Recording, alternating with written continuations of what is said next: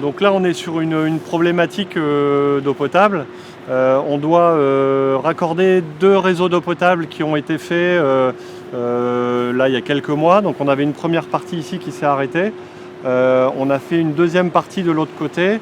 L'idée, c'était de raccorder ces 2 canalisations. On est sur un diamètre 160. Alors pourquoi on a retenu le forage dirigé pour ce chantier en particulier? Il y a 2 raisons principales. Première raison, on intervient en traversée d'un des axes principaux de ce qu'on appelle nous ici le bypass, qui fait le contournement de la ville de Bayeux, où il y a beaucoup de circulation. Donc c'était compliqué de faire des tranchées traditionnelles. En demi-chaussée, on n'aurait pas pu barrer le bypass ou faire des travaux de nuit, donc beaucoup de contraintes. Donc les gens veulent du progrès, mais sans l'inconvénient des travaux.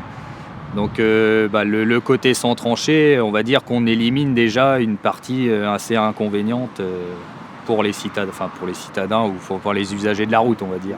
Puis bon, ça évite d'avoir des traversées. Je pense que quand vous roulez en voiture, vous retrouvez avec des tranchées qui se tassent, c'est quand même pas trop agréable. Et donc le sans tranchée permet d'éviter ça. La deuxième contrainte, c'est que le carrefour derrière moi va être aménagé par le conseil départemental par un giratoire.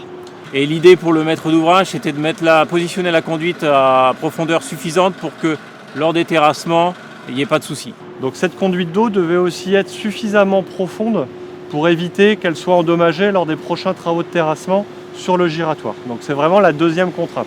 Donc encore une fois, la partie forage dirigé s'imposait sur ce chantier-là.